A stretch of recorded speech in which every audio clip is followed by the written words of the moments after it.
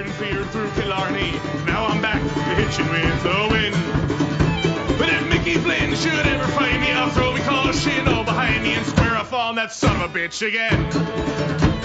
He cracked open a river too, he beat me Sunday through and through, and such jig over my unconscious frame.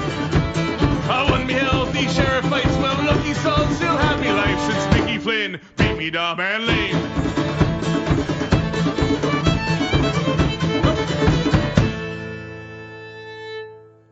What's up, everybody? Welcome to another episode of the podcast to be named later, aka PTBNL. I'm your host for tonight, Rob. I am joined by Scott. How's it going, Scott? Pretty good, Rob. And Andrew tonight. How's it going, Andrew?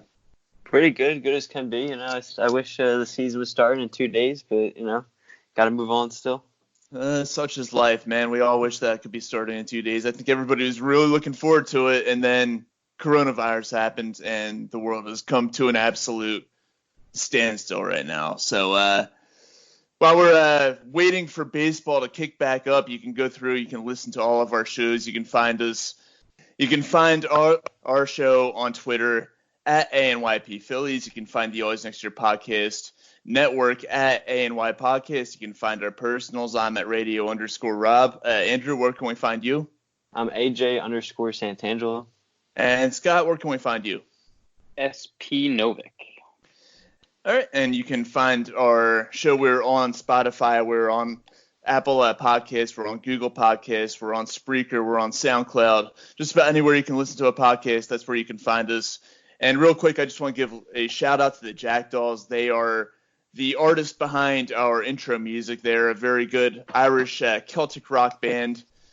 Definitely worth the listen. They're kind of having a tough time right now with the shutdown. They're not able to perform their shows, which is how they make their money. So go show them some love. Go buy some of their stuff. Go listen to them. Subscribe to them on Spotify or wherever you listen to your music. They're definitely worth a listen. As a big fan of Celtic rock myself, they're one of the best ones up there. I love listening to them. So definitely give them a listen, check them out, and help them out a little bit if you can during this tough time. Anyway, getting to the topics at hand, and there's not really much to talk about in the way of the Phillies or baseball right now because, like we said, everything's at a standstill. So Andrew, you brought up a topic the other day in the group chat, ballpark food. And since you're the one who brought it up, why don't you tell us about some of your favorite things to eat at Citizens Bank Park? I'd say first I'd have to go with the classic Chicky and Pete's crab fries. I know it's kind of cliche, but I think it's just such a staple in the stadium at this point, in all the stadiums. And, I mean, it sucks paying all that money because they are kind of expensive, especially when you get the cheese with the extra $2.50 whatever for just a small cheese cup. But, yeah, you have to get the cheese with it. So it turns out to be a pricey expense, but it's definitely worth the big bucket of fries. That's one of my go-tos. Anything at Bull's Barbecue. I love their pulled pork. I think has to be probably my favorite there is the pulled pork sandwich. And then I'm a big Tony Luke's guy, so I like how they have Tony Luke's in the stadium. So I like getting cheesesteaks there as well. Yeah, Citizens Bank Park, there's really no shortage of good food options. Unfortunately, they got rid of my favorite a couple of years ago, which was the Schmitter, which was the best sandwich I've ever had in my whole life. I don't know why they got rid of it, but they did, and I'm still not happy about that. But they still have such an excellent selection of food there. Really, you can't go wrong with anything except for the prices. I mean, back when the Phillies sucked, you would be able to get a game ticket cheaper than the cost of food, which is kind of ridiculous. Anyway, So, yeah. I'm at a little bit of a loss for words. I didn't realize the Schmitter was no more. And I saw that come over in the group chat. I assumed that you guys were making a joke or something. Like, when did that happen? Like, have I been out of Philadelphia that long? I want to say it's been about 2 or 3 years since damn. the Schmitter's no more. Yeah, I moved like a little over 3 years ago now. So, I mean, I guess they just retired it for me or something. Like, They must have, yeah. In your honor, they retired Yeah. it. They said, no more Scott in Philadelphia, no more Schmitter. yeah. Scott God goes, damn it. Schmitter goes. So You need can to you get your can you ass move back back here here so so we can get to the sandwich pack? I mean, done. I'll move back in a heartbeat if the Schmitter is at stake. Are you kidding me? Like, dude, I will never forget. I was at a game. One of my best friends lived a house or two down from me growing up, and I went with him and his dad to quite a few Phillies games. And we went to one, and he was like, "All right, you guys want to go get cheesesteaks?" We were walking to get cheesesteaks, and he goes, "Hold on, I got to go to the bathroom real quick." He goes away, does not go into the bathroom, comes back and has like a quarter of a Schmitter left, and we're like, "What the fuck are you doing?" And he's like, "I had to get a snack for the road. Come on." So he crushes the Schmitter on the way there. We all buy a cheesesteak, and then he crushes that before both of us eat it. Like, it was one of the most impressive ballpark feats I've ever seen. That is pretty damn impressive. All right, so Scott, since you're apparently a fan of the Schmitter, would you say that's one of your favorites? What would you say are your favorite ballpark foods? I like the Schmitter, but I mean, I'm a sucker for a good cheesesteak, just like Andrew said. I mean, I've even just gone in and gotten the Campos one because I don't feel like waiting for the Tony Luke's line. True Philly guys, loving the cheesesteaks. Yeah, you have to do it, especially now. I get them so rarely. So anytime I'm back, I always indulge in cheesesteak. But honestly, I'm a sucker for a ballpark hot dog. It sounds cliche, but every time I go to a baseball game, I always get at least one hot dog. That's all I'm eating. I'm getting like 4 of them, and then I'm very upset with myself for spending like $30 on hot dogs, but it has to happen. I don't blame you there. See, I used to be like that too, and then I was like, if I'm spending all this money, I'm gonna spend the extra $1 or $2 to get whatever extra food that, like the cheesesteak or whatever, the crab fries. It's like, if I'm gonna be spending that much on a hot dog, might as well pay the extra few bucks. But that's what you gotta love about dollar dog nights. Yeah, Oh, yeah. absolutely.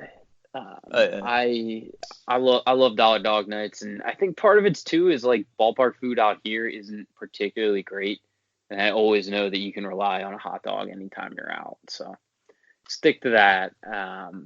Dollar dog nights are the best though. Yeah, it's really a shame that I think like a couple of years ago they decided to kind of get a little bit cheap at Citizens Bank Park. They used to, like, the hot dogs at Phillies games used to be freaking huge, and now they just serve like your typical 6-inch hot dog. They used to be like, I'd say probably at least 8 or 9 inches, and they cut a few inches off.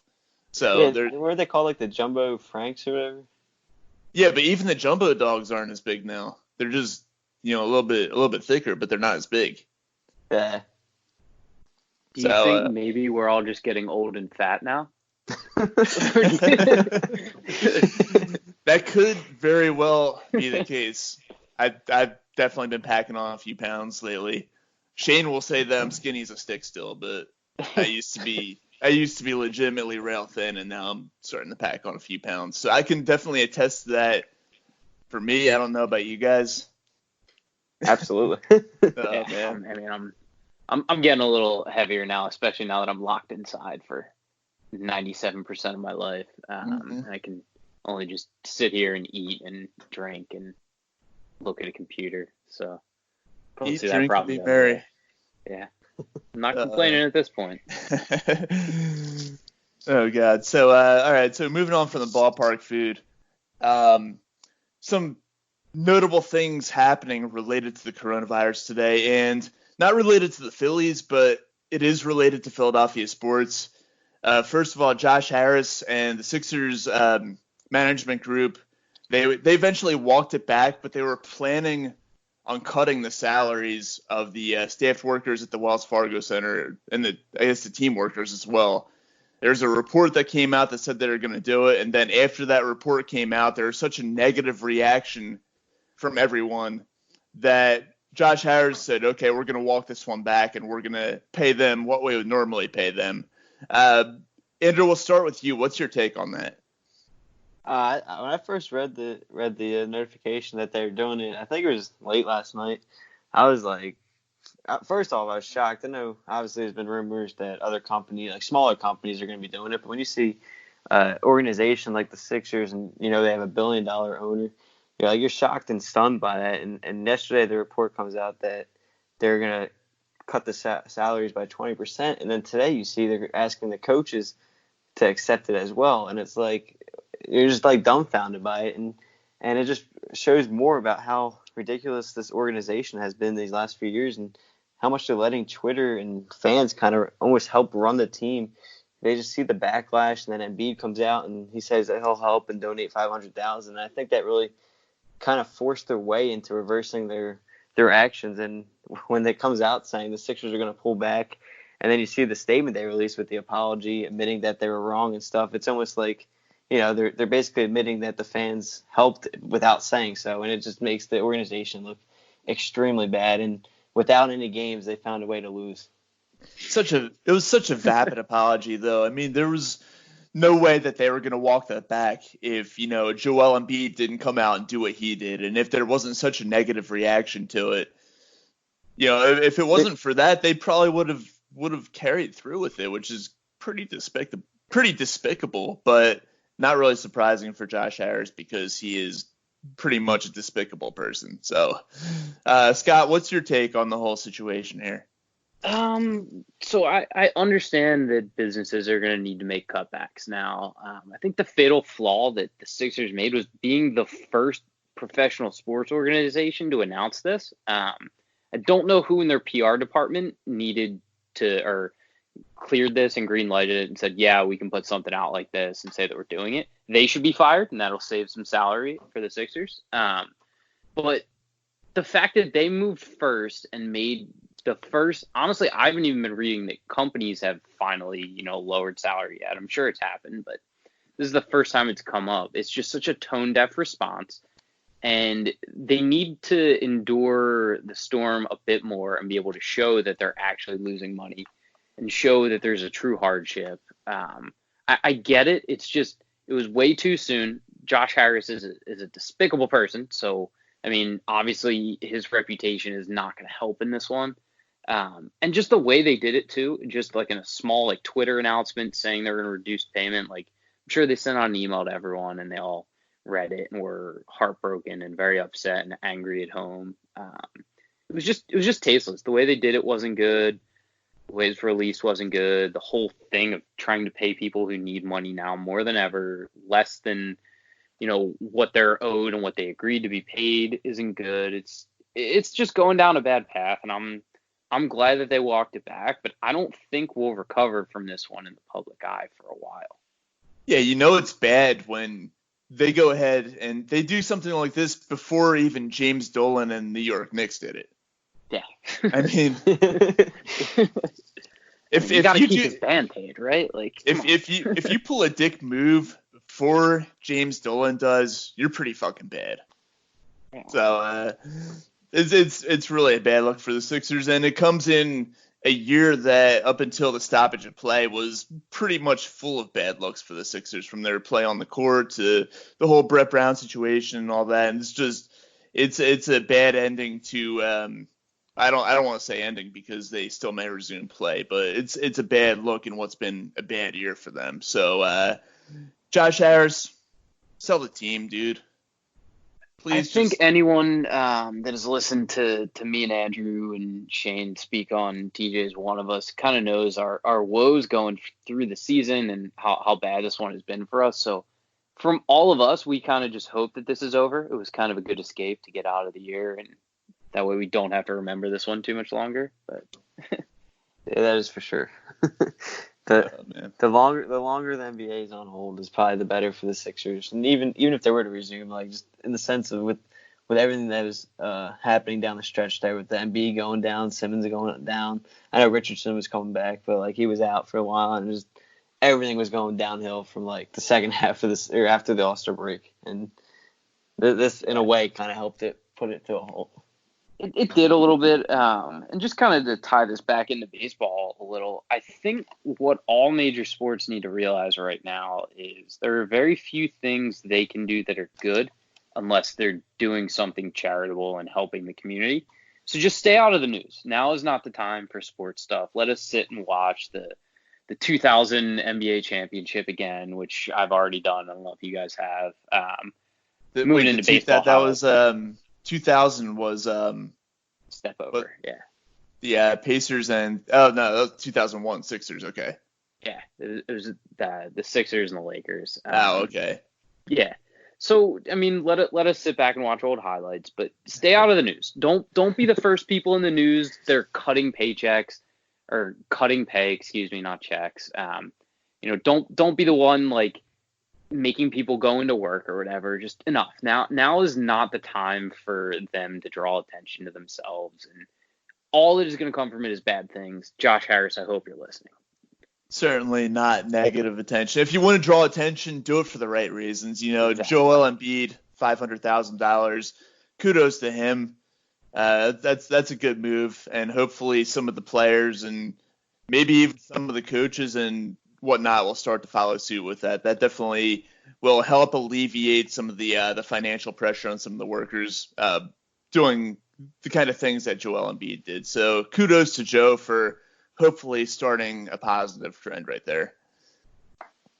All right, Yeah. so I think sorry. that's the big thing is like you had Embiid, you have a bunch of other players, then you had a ton of owners and GMs coming out donating money. And while that's all happening, you have the Sixers owner, and like you guys are saying, it's just such a bad look when everyone else is putting their name in there for the right reason, donating all that money, and then Harris is like, okay, we're gonna do the opposite. We're gonna take it from you guys. It's like he's trying to be the polar opposite of Mark Cuban. Yeah, exactly. That's a good way to put it. Which is why Cuban is a championship owner. The team won a championship back in 2011 or something like that. And Harris, with the way things were going, he'll never be a championship owner. So two polar opposites, and Mark Cuban definitely on the better end of that.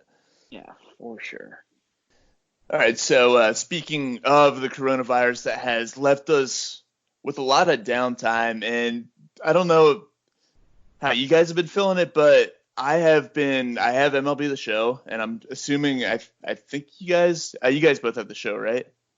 I have last year's. I would have this year's if I didn't leave my PlayStation in Oklahoma when I came home, because I wasn't first expecting to be home for this long, so I left it there thinking I'd be back and then I get the game when I go back down there. But since I'm home, I do not have it yet. So. Oh man, that's a rough move given the times. Yeah. Oh god. I do not have a PlayStation or the show right now, and I'm kicking myself for not doing it. The problem is I went to buy one the other day, and it now takes like a month to get anything off Amazon. So yeah, unless you're getting essential stuff, which because I work for Amazon, I know about this. If you're ordering anything essential, that's what gets prioritized now. So anything that's considered to be non-essential, you're gonna be waiting a little while for it. But personally, I can't really complain about that.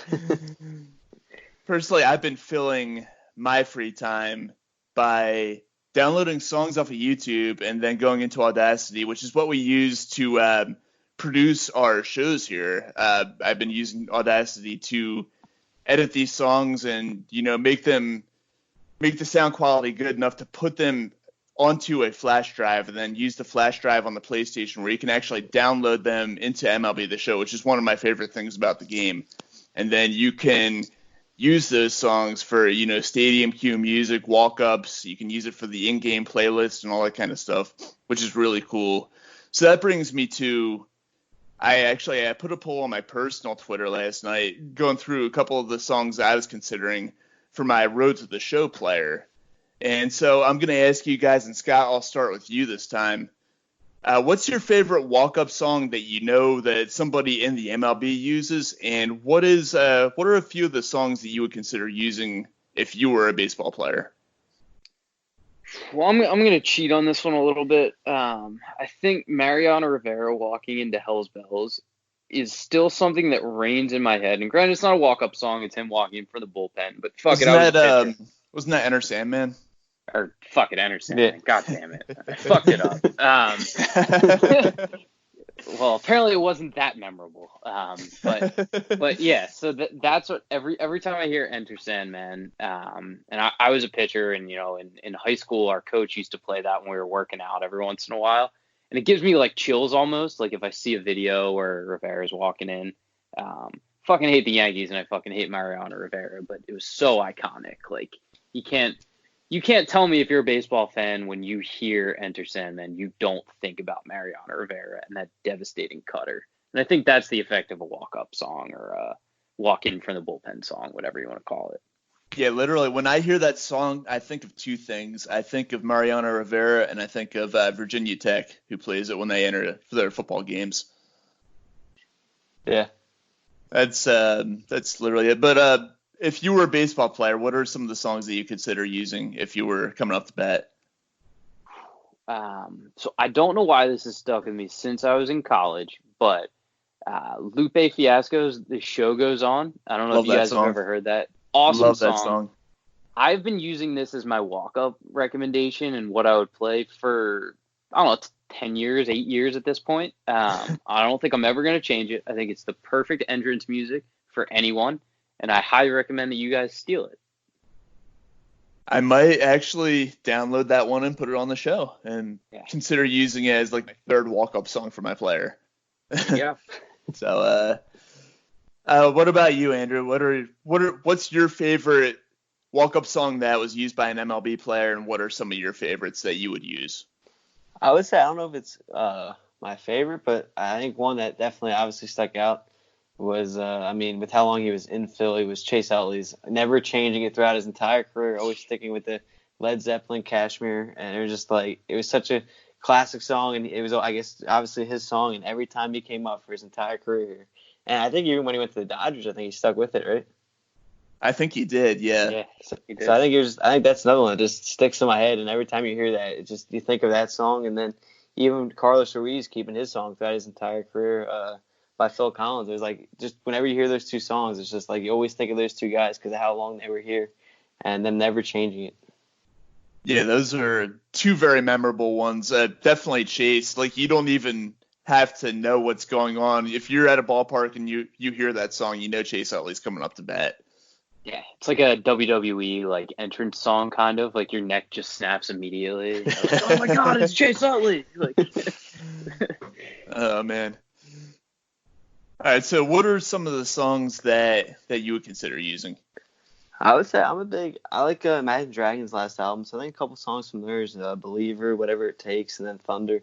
I think those are a lot of recent songs that I would definitely consider if I was going up there. Yeah, those are some pretty good ones. Imagine Dragons definitely have some very, kind of the songs that kind of get the juices flowing a little bit, which is definitely a good mark of a walk-up song. For me, I'd say my favorite one that was used by an MLB player is probably In the Air Tonight by Carlos Ruiz, or by Phil Collins. That was used by Carlos Ruiz. I just, for whatever reason, I love the drum solo at the end of that song. Exactly. I love that part. It's perfectly timed. Like, yeah, I love the fact that he used that as his walk-up. If I had to go with another one, I don't know how long he used it. He might have only used it for one season, but Jason Worth, Right Above It by Lil Wayne. I know for sure he used it in 2010. I don't know if he used it before or after that, but that was definitely a very good one. And if I had to pick one myself, it didn't get many votes on the poll that I put up last night, but I would go with Kinfolks by Sam Hunt. I think that's just, it's probably my favorite song out right now. So that was my number one choice. And I forget what actually won that poll last night, but that would probably be the one that I go with. Yeah, I like Sam Hunt. I like a lot of his new stuff, and at first I kind of didn't listen to too much of him, but I listened to a lot of his recent stuff. And I think he's doing a pretty good job too. Yeah, he's got some.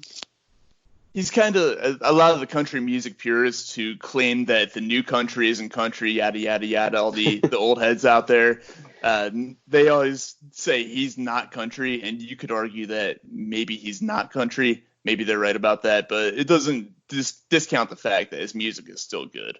I agree with that. A lot of people in Oklahoma say that he's not country. Yeah. Oh man. I'm curious to hear. So we talked about like a couple staples of songs like that have not changed forever, and then there are a bunch of guys like I remember Ryan Howard like changed his song every other at bat when he struck out inevitably 4 times a game. Are you guys sticking with the same song like from the beginning of your career? Changing it once a year? Are you changing it during the at bat? Like, personally, I would pick a song early in my career, like the I guess when I started my career, and I would see if it sticks. Like if it becomes popular amongst the fans, then I would keep it. If it really doesn't, then maybe I'd mix it up a little bit. I'm actually glad you asked that, because one of the coolest experiences that I ever had at a game, I went to a Cubs game out at Wrigley in 2016. It was September of 2016, so it was like a month and a half or almost 2 months before they won the World Series, and it seemed like just about every player in their lineup, when they would come up to the bat, the fans would start singing along to the walk-up song. I've never seen that anywhere else, but it made the atmosphere at the game so much cooler. The fact that the walk-up songs were recognizable and the fans would sing along, I thought that was pretty cool. Yeah, that is cool as shit. That kind of reminds me of a little bit. I went to, weirdly, an MLS game out here. It was an LAFC versus LA Galaxy game. They try to make it a fake like rivalry thing. It's not that big of a deal, but we pretended it was. Every rivalry is a fake rivalry in the MLS. Let's be real. That's true. Yeah, it's not even a real sport. But we got there and everyone knew every word to every chant, and it is so much more fun when everyone is screaming at the top of their lungs for the duration of the sporting event. So in baseball, obviously you can't do that all the time, but that sounds amazing being around when everyone knows all the walk-in music.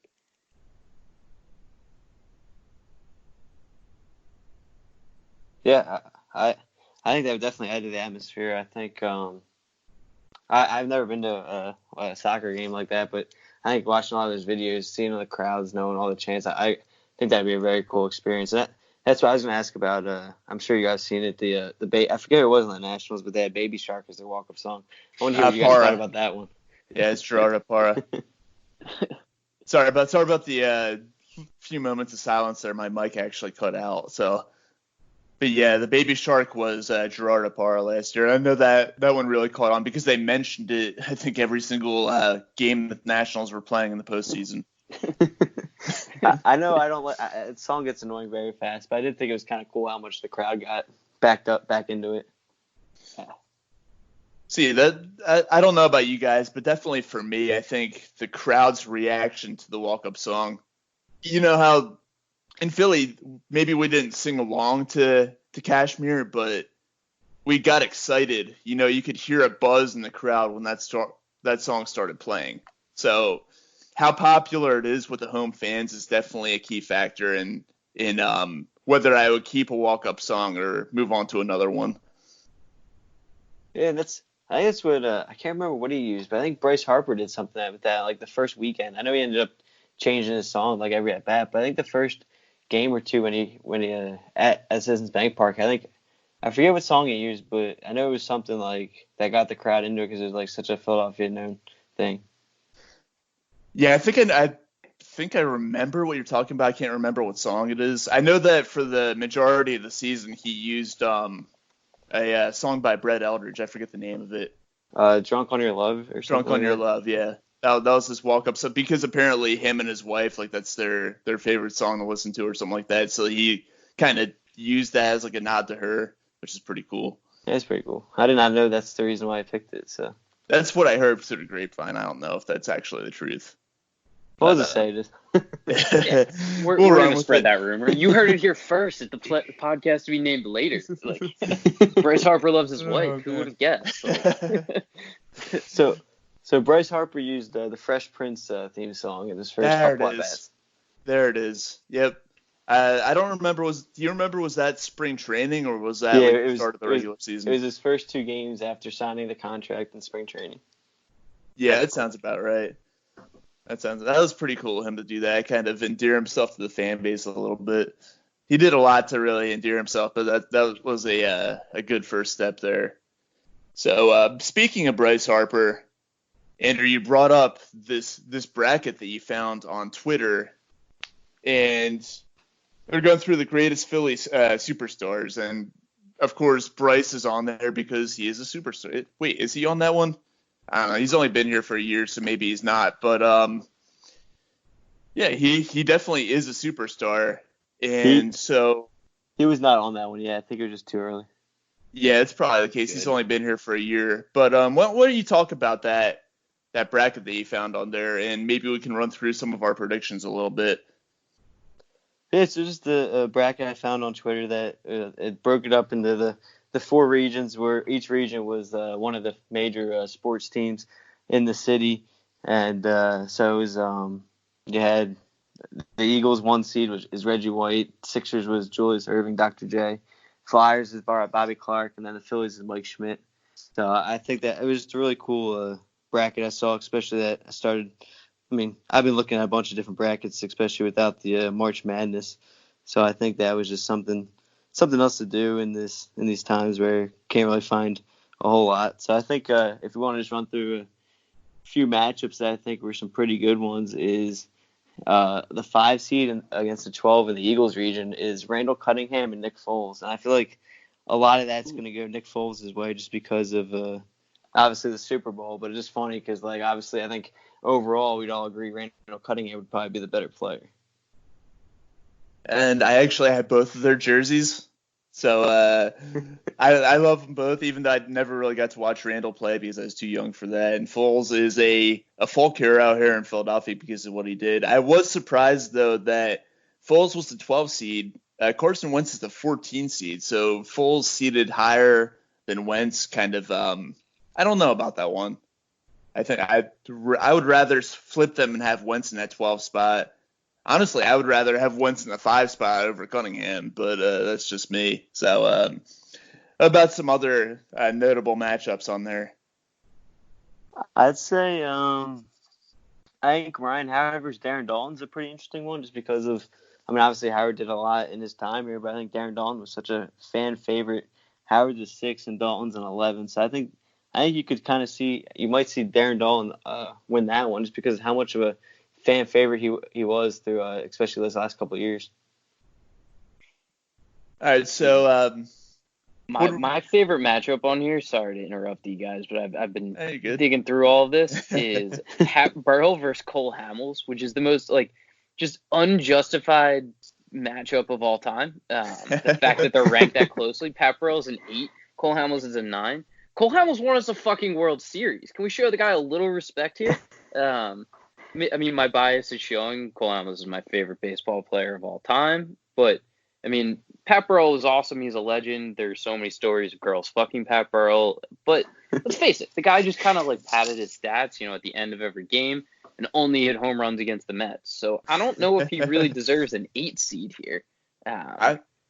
I think he got the high seed because of that female population. He's so popular amongst the females, or was so popular amongst the females in Philadelphia, that they felt it justified making him the favorite, at least in that first round matchup against Cole Hamels. Then again, Cole Hamels had a pretty sizable female following here too. So I don't. You should. The guy's a stud. He deserves that female following. Oh man, yeah, I don't know about that one. It's a little bit. Maybe because Burrow was here. Now, Burrow wasn't here longer because he left before. He left after 2008. That's right. Yeah, didn't he win another title with San Francisco? Yeah, he did. Yep, he did. So even recency bias goes in favor of Hamels because he was here, 6 years after Burrow left, still throwing no-hitters. So he just has a storybook kind of career in Philadelphia, and that's why I wanted to bring him back here before he so unceremoniously hurt his shoulder in spring training this year when he signed for the Braves. But yeah, I'm a big Cole Hamels guy. I didn't get that one. Let's look through some other ones. Yeah, it's just that some of the rankings in the baseball is Rob. Yeah. All right, so I'm thinking maybe we could kind of go through and use the ANYP Phillies account. And if you're listening, definitely give us a follow on there. But we could use that, to do some polls here to sort out this bracket that we found. And I don't know where you found this bracket. We should probably give them credit for it. Otherwise, we'll come off as... if you want me to. What's that? I was going to say it if you want me to. I have it in front of me. It's we could, Overtime Heroics Philly at OTH_Philly is their Twitter. Yeah, so we'll give them credit for coming up with this bracket, but we can put the polls on Twitter, and that'll sort out each of the matchups there and eventually give us a champion. But who do you guys have coming out of each of the brackets? The Phillies, the Flyers, Sixers, and Eagles, just for the Final Four. I'd say for me, my Final Four for the Eagles, I'd have to say Brian Dawkins. I think he's probably my favorite Eagle, and actually that's another interesting first round matchup: Brian Dawkins versus Donovan McNabb. Just the disrespect. Good God. Like, I don't like Donovan McNabb as a person either, but don't hold that against him. Come on. Like, Yeah, 15 seed for McNabb is quite the disrespect. Yeah. How many NFC championship games did he take us to in a row? Like, was it 3? Like, Yeah. 4. Because he 4, won the see? 4th one. Yeah. He won the 4th one, then he threw 3 picks in the Super Bowl. Sorry, well, we won't talk not a about McNabb guy. But I'd say I'd go Dawkins for the Eagles, and then for the Sixers, I think I'd have to go Allen Iverson. And then for the Flyers, it'd be a tough second-round matchup. I was always a big Danny Briere fan, so I think I'd have him go pretty far, even though I'd have to pick him over Giroux. The 7th seed, going all the way to the Final Four. Yeah, upset. And then, honestly, the guy I wish was on this Phillies one, I know he's hated by Philadelphia, but I was always a big Scott Rowland fan. So I don't know if you guys like him or not, but I wish he was on this list because he would definitely go far for me. But for the Phillies, I have to go Ryan Harrow just because he was my favorite Philly that time period. Yeah, I think that's a pretty reasonable list here. Scott, who do you got? It's got to be AI coming out of the Sixers. I think I don't want to say Brian Dawkins, but I don't see a way that I'm gonna take Reggie White all the way to the Final Four here. For the rest of it, yeah, I think it's got to be Brian Dawkins coming out of the Eagles bracket too. I'm going to go Eric Lindros because I'm not a big hockey guy, but I did watch Eric Lindros back in the day when he was just getting concussed over and over again out on the ice. And from the Phillies bracket, I can't say that Cole Hamels is going to beat Mike Schmidt, so I can't have my boy Cole going all the way through. I don't think Chase Utley deserves quite the 2 seed that he has in there, but he'd be a close second for me. Might have to be Mike Schmidt coming out of the Phillies bracket for me. Just it's weird saying just someone that I've only watched highlights of how good they were, but I don't know. I was kind of raised off of the fact that Mike Schmidt was the man, so I'll make my parents happy and bring him to the Final Four. Yeah, I think the seeding in this bracket is really based off of popularity amongst the fans more so than it is production, because there's some players on the Phillies list who. I mean, we all love Chase Utley. He was great during his peak here, but there's some players on this list who were more productive for a longer period of time than Chase was. But he is that 2 seed because of how popular he was amongst the fans. So I actually see Chase, because of the recency bias, going all the way to the Final Four and winning that Phillies bracket. Just because I would venture to say that most of our voters, most of the people who are following us are kind of in our age range where we all got to see Chase play. None of us got to see Mike Schmidt play. So that's my reason why I see Chase going to the Final Four representing the Phillies. For the Flyers, I have the 4 seed, Simone Gagne, pulling some upsets along the way. I think that Simone Gagne was a beloved player when he was here. With the Flyers, he played a big role in that comeback against Boston in 2010, scoring the overtime winner to kickstart the comeback, and then scoring the game winner in Game 7 of that series. Ultimately, the Flyers going all the way to the Stanley Cup. So I see Simone Gagne getting the Flyers nod. And as for the 76ers, I'm going to agree with you guys. I think it's Iverson. Dr. J obviously winning the championship, but I think recency bias gets Iverson in there. And the same deal with the Eagles. I think that the fact that Dawkins, a lot of us were around to see him play. Meanwhile, not many of us got to see Reggie White play.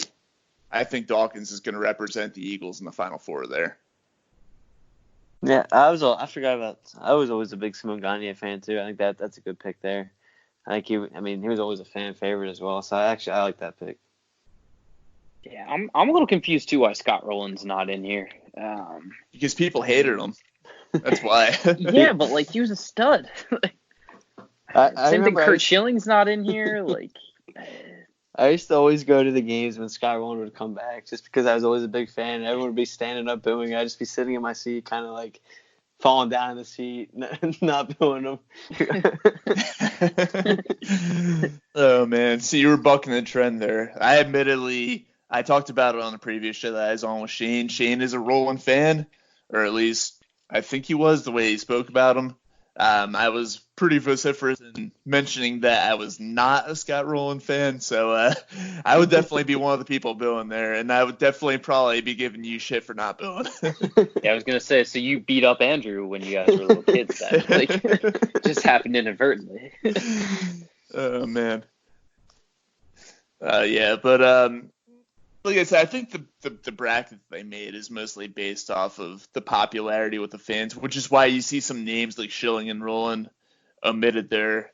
So I think that definitely has something to do with it. You guys have any other final thoughts or topics that you want to touch on? The only thing that I'd want to say here is I'm going to challenge the three of us. Let's put together our own Phil's bracket and come back here and kind of go through and see what improvements we can make on stuff. I'm curious to see what you guys come up with here. You know what? That's a better idea. Yeah, I'm down for that. Because that way, at least it's our own original idea. We're not taking it from somebody else. So I'm sure. When I give I like Phil enough the time. number one seed, like you guys can just rip me endlessly. It's fine. Do we want to do just Phillies, or we want to do all Philadelphia? We can put our heads together and we'll come up with something. So we don't have to do it right away, but I think with this coronavirus and shutdown, even though I'm still working, I know that some of us have a little bit more free time, which is we could be using to come up with some ideas for this podcast and for this bracket that we're about to make here.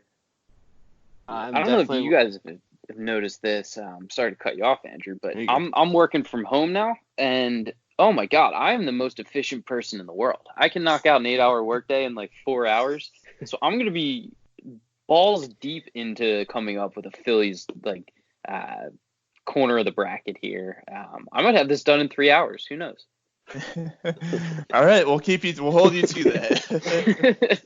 That's what I was going to say too. Is I'm home right now from my job, and so far I haven't had any work sent to me, so I got all the time in the world. I'm gonna start just Skyping you during the day, Andrew, because people from work with me, we hop on the phone for like 35 seconds. And they're like, all right, I gotta go do something, and then I see them idle like off of their messenger, not working at all. Go for it. My days consist of like an hour and a half to 2 hours of reading, and then I go outside, play a little bit of basketball, just get some activity, and then that's pretty much it. Nice. Wait a minute. The world is basically shut down right now. What the hell do they have to go do? It's not like they can go anywhere. Literally, yeah, it's just people lying. Like, I gotta do this. I know that, but they've got to come up with a better excuse now. Yeah, no, I agree. It's just awkward with that stuff. But Andrew, I want to hear how this basketball's working out for you. How's your J looking, dude? It's still broke pretty bad, but it's coming along slowly. I want to hear more about Andrew's basketball game progressing through this coronavirus. Yeah, ask me at the end of the virus. All right, cool. So at the end of it, you're gonna be like dunking, like ready to sign a G League deal. I'm ready to try out for the Sixers bench spot next year. All right, cool. Oh man, we could use some bench depth, so give it a shot. I'll be the shooter off the bench that the team needs. They can they can get a shooter in the off season, and then I can be the guy off the bench to shoot. Yeah. You'll probably be in the starting lineup the way that the Sixers play. So. Oh, guys, it's like we'll see some like Mike type of shit where you like win some raffle or something like that, and you go down, you get to play against Joel Embiid at halftime, and you pick up these magic pair of sneakers on your way to the game or something like that, and you put the sneakers on, and somehow you beat Embiid, and you get a contract with the team. Hey, I'm all for it. I'll throw the shoes on the the wires the telephone wires tonight. Oh God.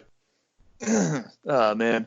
All right. Well, before we wrap this up, Shane, I know you're going to be listening to this, so I will take care of the embarrassing story that I'm going to tell under protest because actually I won the protest based on a 3-2 vote or something like that. So technically I did not commit any sort of crime because pre-gaming is not, what do you call it? Pre-gaming is not a millennial term. People of all age brackets use it. So stop complaining about it, Shane, you fucking grandpa. All right. All right, so under protest, I will tell my embarrassing story, and it happened, I'd say, a little less than a year ago. I was still working at a hoagie joint in Doylestown, a job which I ended up leaving in August. But back when I was still there, this happened twice in the span of about a week. So one day, okay, so there's this one coworker there that I was good friends with, and we would text each other back and forth and stuff like that, while we were at work and while we were off of work. And there's also a group chat for our work that we were all involved in, and the owner of our store was involved in as well. So I forget exactly what happened, but the owner, none of us really liked him, and we kind of trash talked him a little bit.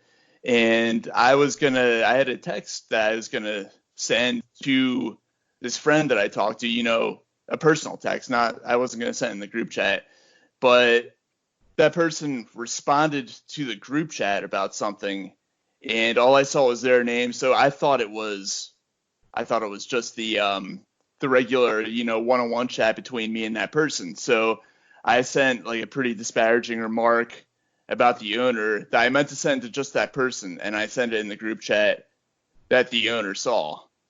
And so I got shit on for it, and I'm lucky I didn't get fired. I don't know how he didn't fire me. I don't know why he didn't fire me.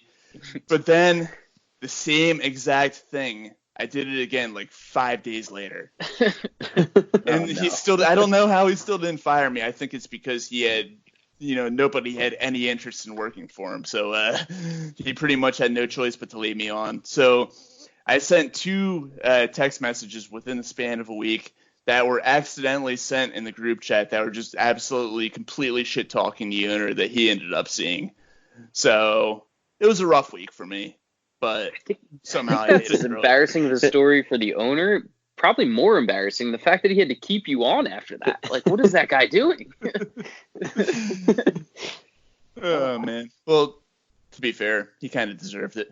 So, how were your conversations with him, like at work after that? Non-existent. We pretty much avoided each other. That's what I figured. Well, it was kind of easy for me to avoid him because he only came in like maybe 2 days a week, and he's only there for maybe like 30 minutes each time they came in. So it wasn't too bad, as far as trying to avoid him in person. But just every time we did see each other, it was super awkward.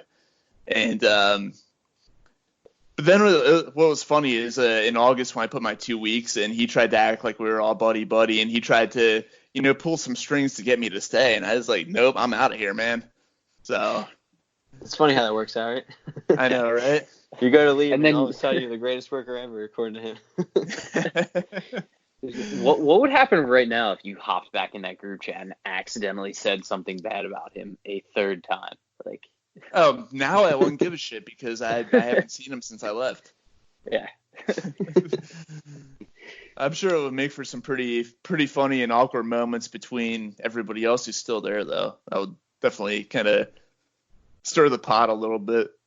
Yeah, might need to happen to get everyone there some drama too. I'm sure they would appreciate it. Oh yeah, definitely, because they literally I think all they're doing right now, well actually they're shut down now because of what Governor Wolf instituted the other day, but yeah, would definitely stir the pot a little bit. But I have no intention of ever going back there. So if I were to send another embarrassing text, I would do it on purpose just to piss him off, and B, I wouldn't care. So, all right. So you guys got any final thoughts you want to throw in before we wrap this one up? I would say one last thing real quick. I don't know if you guys watched it the other day, but it was Charlie Manuel put it on Twitter. Just him and Larry Boa having a conversation with baseball. And it was I think it was Sunday afternoon. There's obviously nothing else to do. So I watched it. It was actually pretty cool just seeing two, longtime Phillies managers just going back and forth talking about different things in baseball and spring training. And according to Manuel, they're going to try to make it a weekly thing. So I don't know if you guys got a chance to watch that, but I kind of, with nothing else going on, if they do it again next Sunday, I'd recommend maybe tuning into that, just listening to two classic baseball guys. Oh, yeah, I didn't see it. I'll definitely have to check that out. Yeah, like you said, two classic baseball guys, two guys who were part of World Series teams, Charlie managing one and Larry Boa playing for one, and, baseball legends in Philadelphia, both of them, so definitely worth taking a peek at it if I'm able to. Oh, I'm looking that up right now. As soon as we get off, I'm watching that. Yeah, it was a live Twitter video, so I'm sure you can find it. Oh, hell yeah. I'm thirsting for baseball stuff right now, so I need it. I think we all are. It's a problem. I just can't wait for this whole coronavirus thing to get over with so it can get back to normal life and have our sports come back to us. And speaking of going back to normal life, all the businesses, all the local businesses and whatnot, family-owned places are shut down right now. They're taking this harder than anyone. So I just want to give a shout-out to Just Food. They have a location in Buckingham Green off of York Road in Buckingham. They also have a location at Delaware Valley College in New Britain. I believe both locations, unfortunately, are shut down right now because of this whole situation. But the owner, Rob, he's a great guy. They have a great selection of food there. So once this all comes back, once everything comes back to normal and these places open up again, like I said, Rob's a great guy. He definitely deserves your business. And it would be great if you could stop in and, maybe give him a little bit of financial support buying his stuff. They have a lot of great food there. Really good, vast selection. Basically anything you want, you can get there. So once again, it's Just Food, location in Buckingham Green off York Road in Buckingham, also at Delaware Valley College. Or should I say university now? It's been called a university for a few years. Phone number is 215-794-FOOD. That's 215-794-3663. Once this whole shutdown is lifted, definitely look into ordering from them. They can cater to you. They can, if you're having a party or something like that, you need trays of food, they'll be able to serve you for that. If you're looking to just stop in and grab a bite, they can handle that as well. Definitely a great place to check out. So once this whole shutdown is over, definitely stop by and check them out. Once again, that is Just Food. And we thank you for listening to this episode of the PTBNL, the podcast to be named later, which I swear to you, we will have an actual name for it. I'm trying to force it. We're working on. We're going through some ideas. We'll have a new name for it and a name that will stick. So stay tuned for that. In the meantime, you can find us on Twitter at ANYP Phillies. You can find the Always Next Year podcast at ANY Podcast. You can find our personals. I'm at radio_Rob. Scott, once again, where are you? SP Novick. And Andrew? AJ_Santangelo. And you can find our show once again on iTunes, on Apple Podcasts, on Spotify, Spreaker, SoundCloud, Google Podcasts. We definitely look forward to putting up another episode in the next couple of days here. We're trying to get out as many episodes as we can during the course of the week since we really have nothing better to do right now. So once again, we thank you for listening to this episode, and we'll have another one up, like I said, in a couple of days.